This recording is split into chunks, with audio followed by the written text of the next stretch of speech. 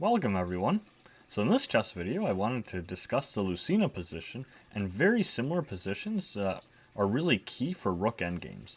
So these Rook Endgames are something that's really useful. Now I heard that roughly 1/6 of all endgames are Rook Endgames, which that's somewhere around 17%, if you round it. But some kind of pawn in Rook Endgames, it's something in the neighborhood of like 6 to 8%. These are very common endgames just because of, the nature of how the pieces move.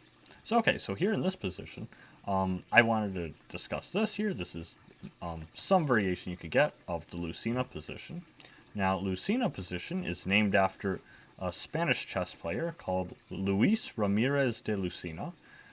It's kind of funny because Lucena, it just reminds me of the Fire Emblem character Lucena. So that's something I always thought of kind of funny. I would like to put a picture side by side so you could, see the actual chess player and the Fire Emblem character. But unfortunately, this is so long ago, cameras didn't even exist back then. The heliograph was invented in 1816, and that's basically the invention that became the modern day camera. So they didn't even have photos back then, so this is the best we got for now. So he really studied this position deeply. Now, even though it's named after this chess player, he actually did not invent this. He actually got this from an earlier publication a few years prior, but this is, the position that got his name because he studied it so deeply. So let's get right into this Lucena position and kind of describe how this actually wins for the side with the extra pawn. Because both sides have a rook in the Lucena position, but one side will actually have a pawn, and that pawn is going to be the key to winning. It's not actually that easy if you don't know what you're doing, because this rook is actually pretty a good piece. It can not only cut off this king, but it can also, in some cases, give a lot of annoying checks. And you don't really want perpetual. You want to be able to promote this pawn and win the game because of it. So here, what defines a Lucena position? So first of all, you need your pawn all the way up to the 7th rank. And almost always, you're going to have your king kind of get blocked right in front of the pawn. And so how do you kind of reverse this so the pawn can actually move up and, be promoted? Because right now, this rook is actually cutting off this king. So this king actually cannot advance to any of these squares and kind of get out of the way of the promotion square. And very similarly, on the other side, their king is actually blocking our king from getting out as well. So if we were to do nothing and just shuffle, we're not going to make progress, and they're going to actually hold the draw here. So the very first step is we have to actually push their king out. So we have to play rook to g1 check. And, this would be the same if our rook was here. We would just move it over to g3. Similar here, we would just mirror it over. And very similar, to this Lucena position actually works on any of the B through G files. So if your pawn is on any of these, then this is actually enough that you can usually force the Lucena position and win in most cases. You can actually do this with a rook pawn as well, but it's a modified version of it, and it's a lot tougher, so it doesn't actually win in all cases. But for sure, if it's not one of those flank pawns, then the Lucena position is the way that you win in, these other positions. So we have to kick their king away. So that way, once their king moves, as we will here, then we play this really key idea that really kind of signifies this entire plan of this position. So this key idea here is we have to play rook g4 in this position.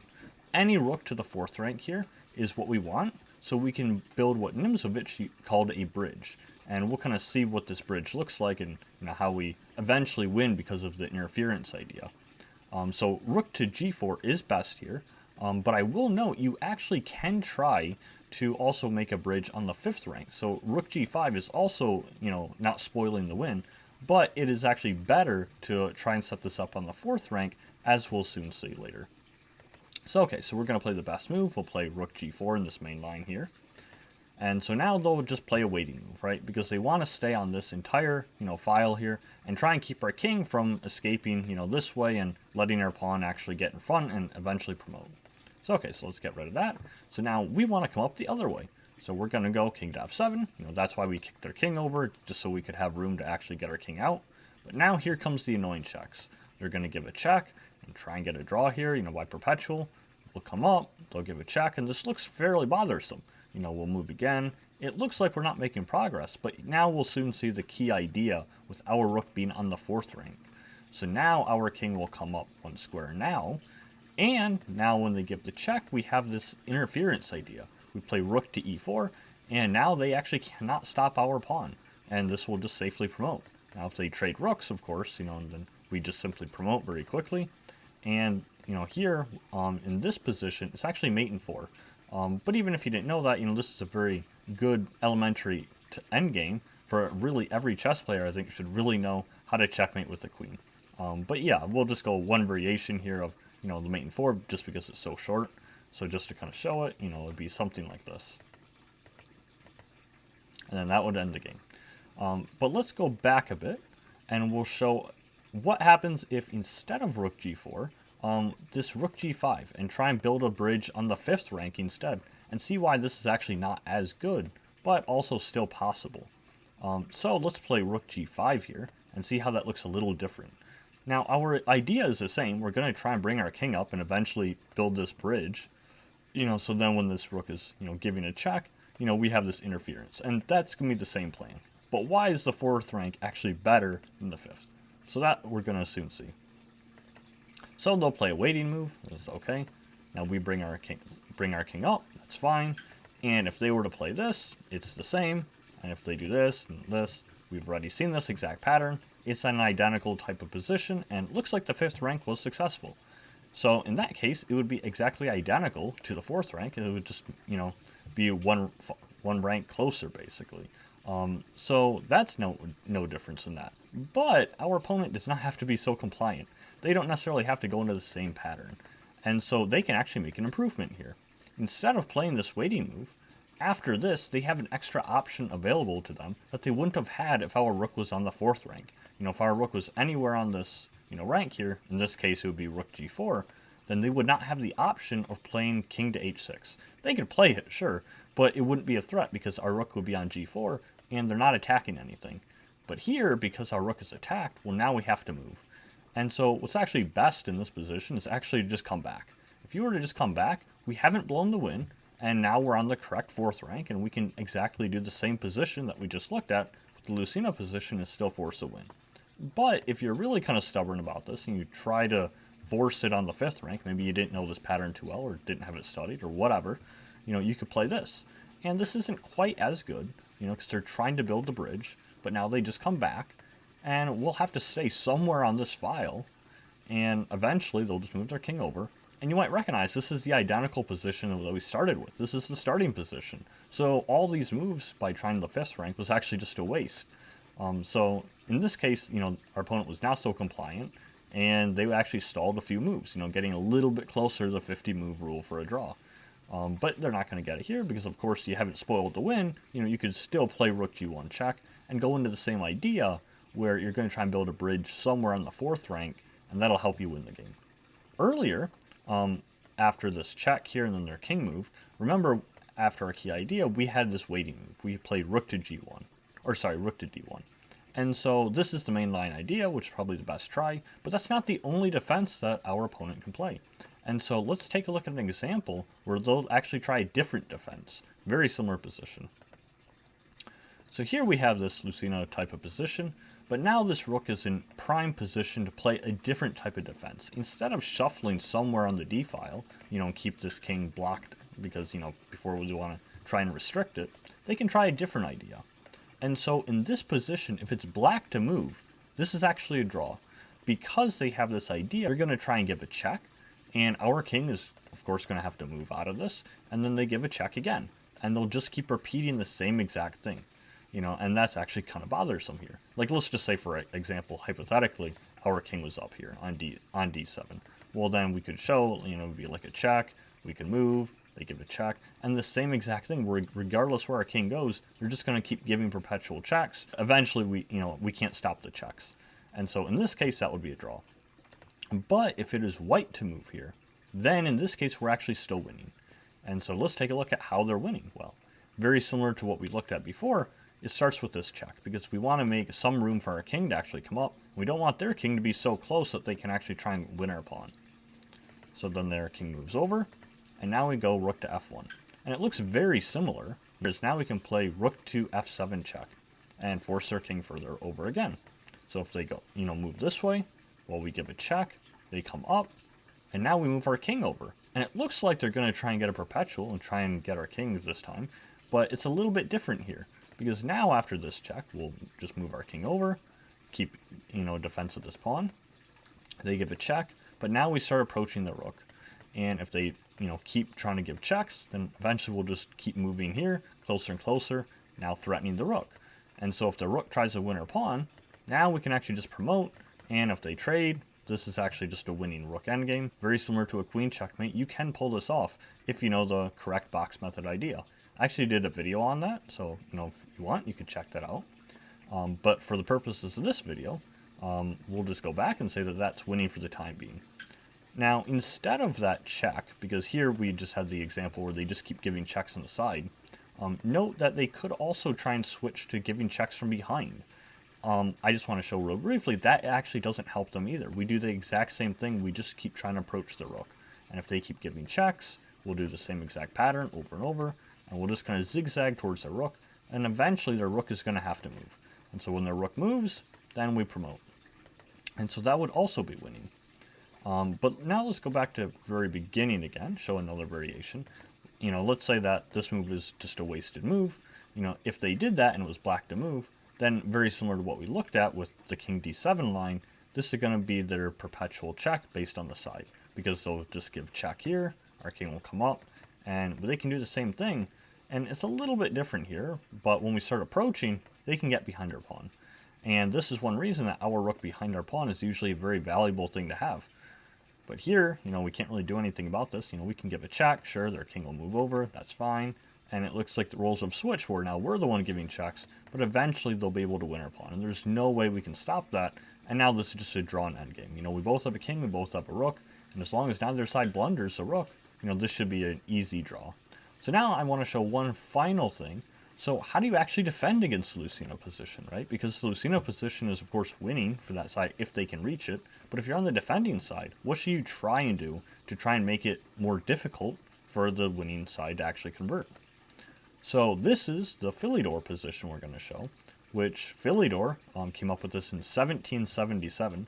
So this is roughly 200 years after the Lucena position. So yeah, so at least for the time being, they didn't really have a good way to actually try and defend against this.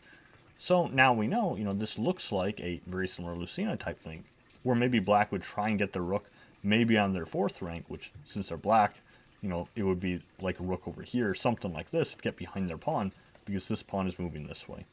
But, that's actually not really possible here. If the position was slightly different, and this pawn was all the way up to the 7th rank, and the rook was a little bit behind, that would be Lucena position and black would be winning. But here, this pawn is not quite there yet, and their king is also not quite in the right position. And so we can play one key idea, which is the Philidor position that, is named after Philidor. So that move is rook to a3. And the whole idea is we have to cut off this entire rank here. And the purpose of this is just to keep out their king, and perhaps provoke this pawn to actually advance.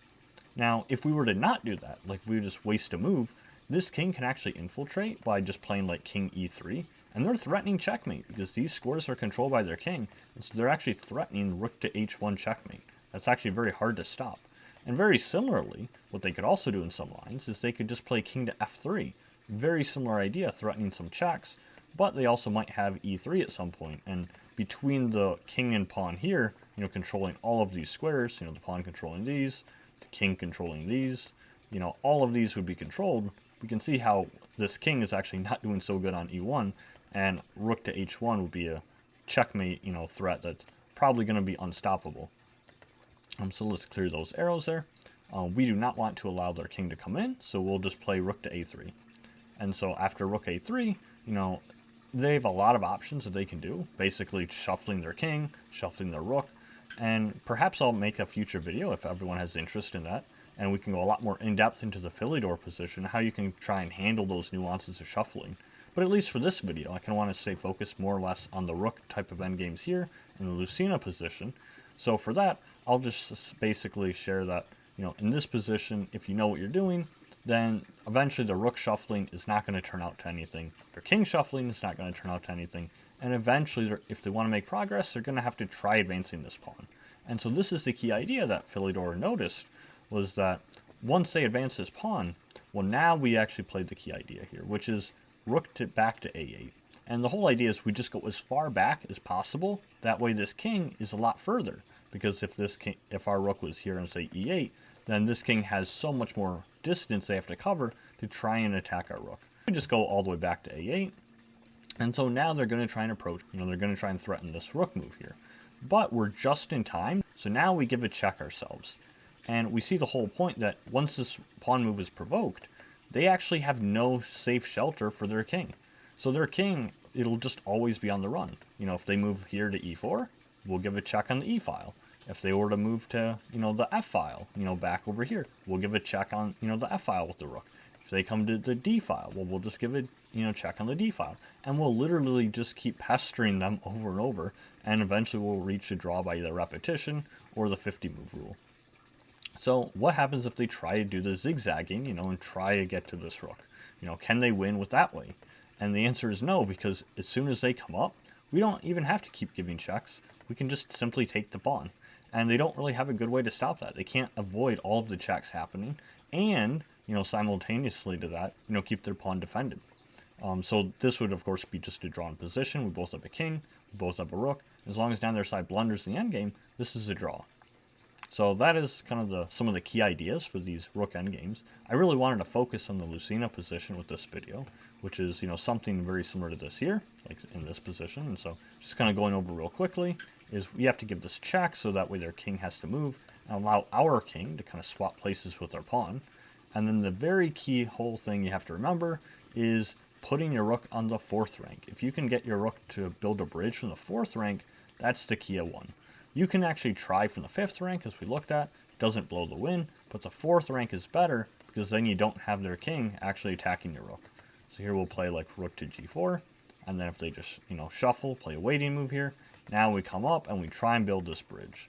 And we play, king to f6 because we want to keep our pawn defended. We're not quite early enough to go like king f5.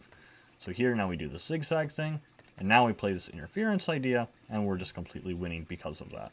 So that's how you use the Lucena position to help win these very common Rook Endgames, and some of the other ideas, of the side defense and the Philidor position, which are very closely related.